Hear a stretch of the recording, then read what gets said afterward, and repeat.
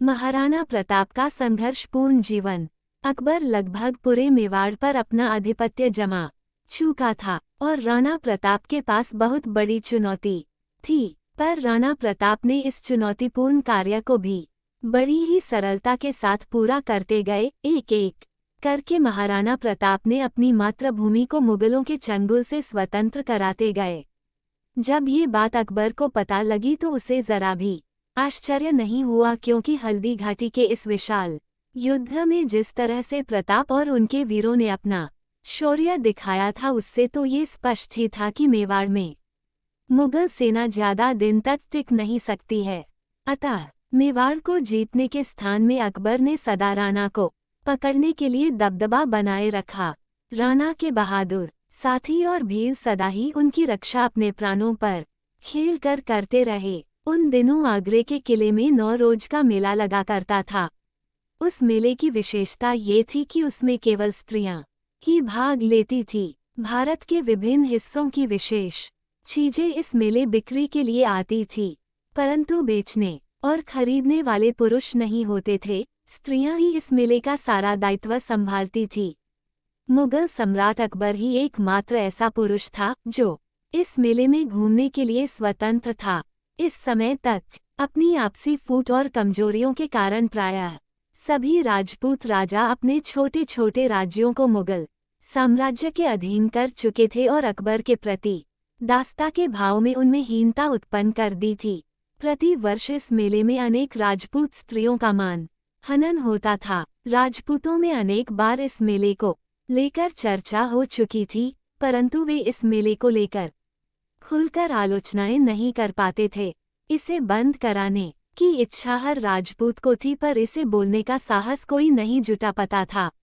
एक बार सम्राट अकबर ने दरबार के कवि महाराज पृथ्वीराज की पत्नी जोशाबाई के साथ मेले में अभद्र व्यवहार करने का प्रयत्न किया। वह सतिव्रता स्त्री ये सब सहन ना कर सकी और उसने पूरी घटना अपने पति को बताने के बाद रात में आत्महत्या कर ली। जोशीबाई की आत्महत्या का समाचार जंगल की आग की तरह सारे राजपूतों में फैल गया और देखते ही देखते राजपूत भड़क उठे। राजपूत के आक्रोश को समझकर अकबर चौकन्ना हो गया और उसने तुरंत ही मेले को सदा के लिए बंद करवा दिया।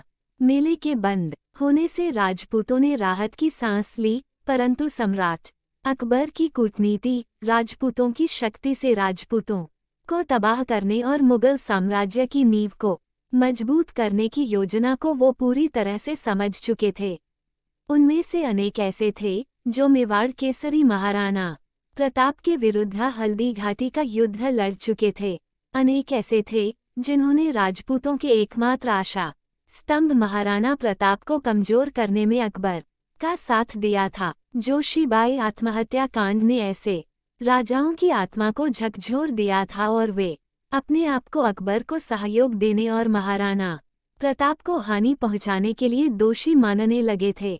उधर महाराणा प्रताप हल्दी घाटी की युद्ध में अकबर की नींद को उड़ा देने के बाद बिठूर की जंगलों में जा छिपे थे। उनके परिवार को उनके पास सुरक्षित बुला लिया गया था। उनकी स्थिति बहुत ही दयनीय हो गई थी। जंगलों में मुगल सैनिकों से बचते बचाते वे अनेक प्रकार का कष्ट झेल रहे थे। उन्हें सबसे ज्यादा कष्ट तब होता था जब उनकी जान बचाने के लिए कोई आगे बढ़कर अपनी जान दे देता था। हल्दी घाटी की युद्ध के बाद अकबर की नींद उड़ गई थी। उसे डर था कि समस्त राजपूताने के राजपूत के दिल में कहीं राणा प्रताप के लिए प्यार और इज्जत ना पैदा हो जाए।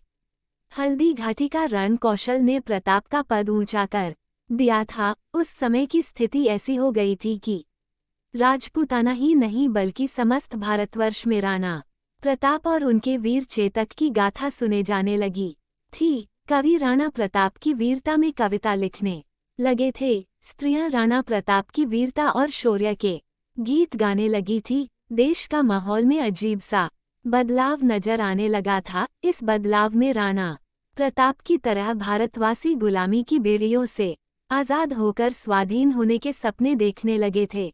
बच्चे मेवाड़ के पराक्रम को बड़े ही ध्यान से सुनने लगे थे। जगह जगह नाट्य रूपांतरण के द्वारा महाराणा प्रताप की शूरवीरता को दर्शाया जाने लगा और अकबर को धोखे से छलने वाला, कपटी और धूर्त बताने लगे थे। असहाय और साधनहीन महाराणा अपनी तथा अपने परिवार की प्रतिष्ठा बचाने के लिए भीलों की मेहरबानी पर दिन काट रहा था और अकबर उसे जिंदा या मुर्दा पकड़ने के लिए भीलों की टोली को जंगल जंगल भेज रहा था। मुगल सैनिक महाराणा के नाम से थर्राते थे, परंतु अकबर के आदेश के आगे विवश थे। अनेक सैन्य टुकड़ियां विभिन्न जंगलों में राणा प्रताप की टोह में लगी थी। राणा प्रताप की सुरक्षा के लिए भील अपना सब कुछ दांव पर लगा दिए थे। अनेक बार ऐसे अवसर भी आए कि कई बार मुगल सैनिक टोह लेते लेते राणा प्रताप के बिल्कुल ही पास आ पहुंचे और छापा मारकर बस उन्हें पकड़ने ही वाले थे कि सही वक्त पर भीलों की टोलियां ने उन्हें आगे बढ़कर चुनौती दी। मुगल सैनिक के साथ मुठभेड़ में अनेक भीलों ने अपनी जानें गंवा दी और राणा प्रताप को अपने छिपने के स्थान से भाग जाने का अवसर प्रदान किया। भीलों की कुर्बानियों के कारण राणा प्रताप का मन बुरी तरह से दुखी हो गया। ऊपर से उनकी पत्नी तथा बच्चों के शरीर भूख का ताप सहते सहते सूखकर हड्डियों का ढांचा मात्र रह गए थे। मन के साथ साथ महाराणा का शरीर भी टूटने लगा था। उनकी समझ में नहीं आ रहा था कि क्या करे। जंगलों में छिपकर रहने से उनकी बाहरी दुनिया से संपर्क बिल्कुल ही टूट गया था। उनके परिवार के अन्य सदस्यों का भार भीलों ने विभिन्न स्थानों में उठाया हुआ था। राणा तक ये समाचार बराबर पहुंच रहे थे कि मेवाड़ की जनता अपने राणा पर गर्व करते हैं। वे अपने राणा पर अपना तन मन धन सब कुछ न्योछावर करने को तैयार है, किंतु कंदराओं में छिपकर जनतक सहयोग कैसे लिया जा सकता था। राजपूत जाति के बिखराव और पतन में कोई कमी नहीं रह गई थी। स्वयं महाराणा प्रताप के भाई और भतीजे विरोधी खेमे में चले गए थे। अनेक राजपूत अकबर की अधीनता को स्वीकार कर चुके थे। इन्हीं राजाओं की शक्ति के कारण अकबर ने राणा को चारों ओर से घेर रखा था। कई राजपूत राजाओं ने मेवाड़ के कई हिस्सों में अपना अधिकार जमा लिया था।